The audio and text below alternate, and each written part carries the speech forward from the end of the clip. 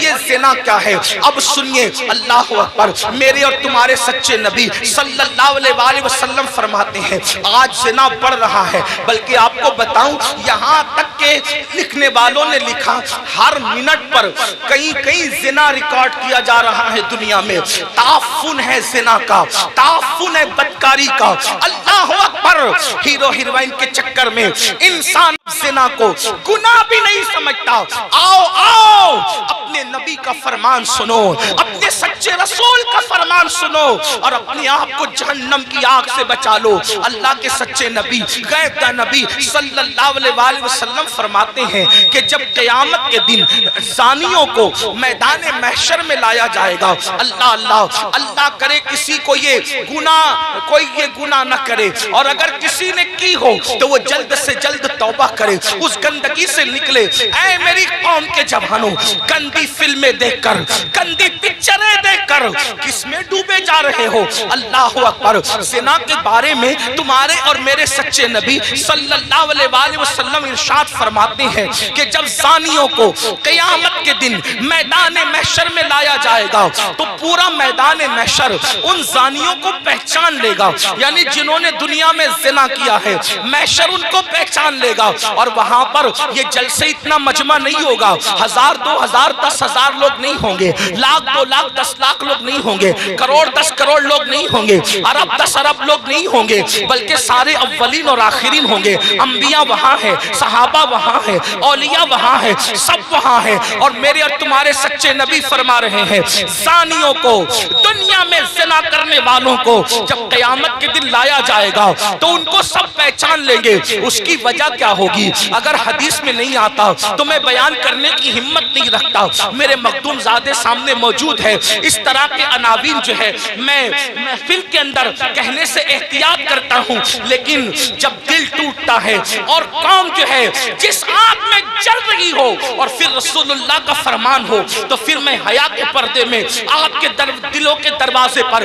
یہ بات ضرور رکھ دینا چاہتا ہوں، سنو زنا کے اڈوں کی طرف جانے والے جوان، یقیناً یہاں جو لوگ موجود ہیں وہ ایسے نہیں ہیں، لیکن آپ کو مخاطب کر کے ان تک خدا کے بندوں تک آواز پہنچانا ہے جو اس آواز کے مستحق ہیں، ان بچیوں تک آواز پہنچانا ہے جو اس آواز کی مستحق ہے۔ سنو، اللہ کے رسول سچے نبی فرماتے ہیں کہ زانیوں کو جب قیامت کے دن لایا جائے گا تو پورا محشر ان کو پہچان لے گا۔ پہچاننے کی وجہ کیا ہوگی؟ آقا فرماتے ہیں ان کی شرمگاہوں سے اتنی گندی بدبو آئے گی، اتنی خطرناک بدبو آئے گی کہ میدان محشر ان کی بدبو کو دیکھ کر ان کو پہچان لے گا۔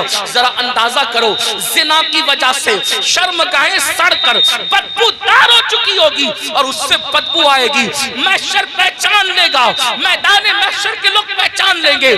مجھے بتاؤ، جس کے منہ میں بدبو آتی ہے وہ کتنا شرمندہ رہتا ہے دنیا میں۔ نادان، اگر منہ سے بدبو آئے، آدمی اگر پیاز کھا لے فوراً پان کھاتا ہے، سونپ کھاتا ہے، کوئی چیز کھاتا ہے، منہ فریش کھاتا ہے، کیوں؟ میرے منہ میں بدبو نہیں آنا چاہیے۔ سن لو، جب آدمی منہ کی بدبو سے دنیا میں اتنا ڈرتا ہے کہ نیند سے اٹھنے کے بعد بغیر برش کیے وہ باہر نہیں نکلتا، دوستوں سے گفتگو نہیں کرتا، اللہ مگر قر اللہ اکبر، وہ موقع کیسا ہوگا، وہ حالات کیسے ہوں گے؟ فلم دیکھ کر کے کسی ہیرو کے چکر میں زنا کی طرف جانے والوں، میری قوم کے جوانوں، اللہ اکبر، آقا ارشاد فرماتے ہیں زانیوں کی شرمگاہوں سے سڑی ہوئی بدبو آئے گی تو پورا محشر ان پہ لعنت کرے گا۔ لعنت، محشر بھی لعنت کرے گا، فرشتے بھی لعنت کریں گے، اللہ بھی لعنت کرے گا، اور اللہ ان سے قیامت کے دن کلام نہیں کرے گا، ان سے اللہ بات نہیں کرے گا۔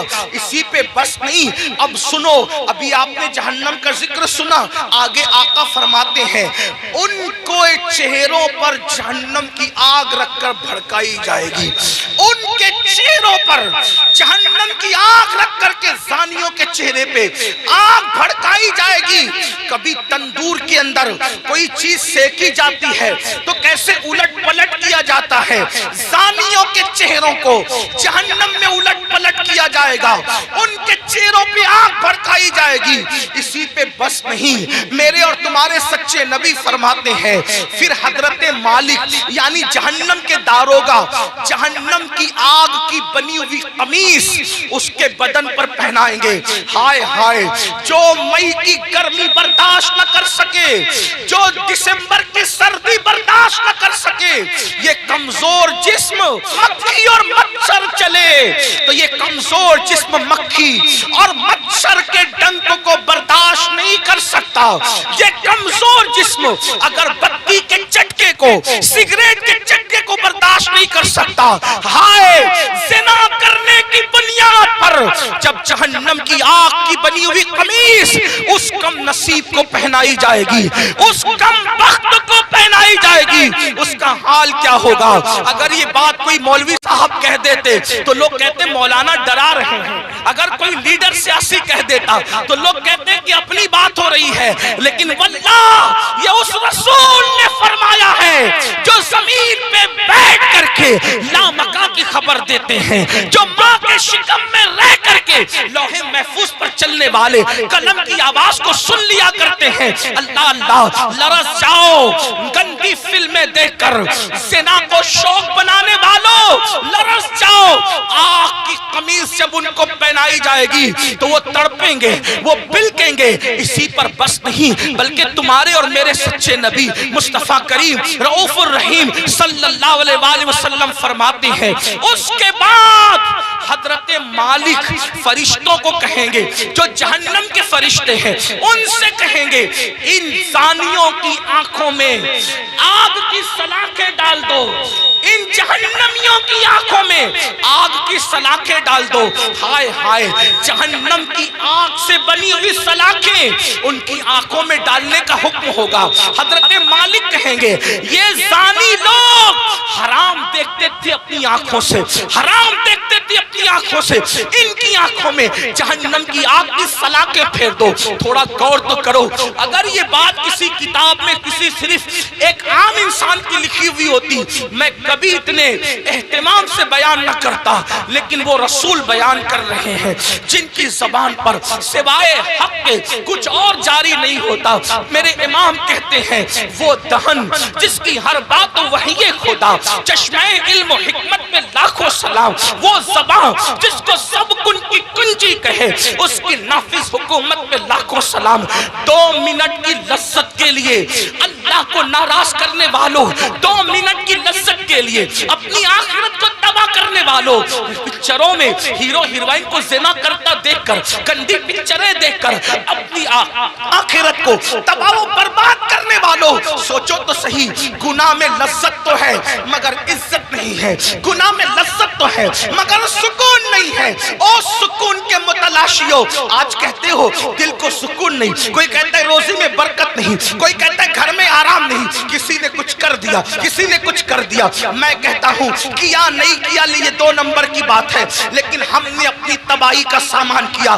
نرم نرم گدوں پہ لیٹ کر جس گھر میں زنا کی فلمیں دیکھی جائے گی اس گھر میں برکت کا نزول کیسے ہو سکتا ہے؟ اللہ اکبر۔ جس گھر میں پکچریں چلے گی، ہیرو ہیروئن کو بھاگتا ہوا دکھایا جائے گا، جس گھر کے اندر زنا کی ترغیب دی جائے گی اس گھر میں برکتوں کا نزول کیسے ہوگا؟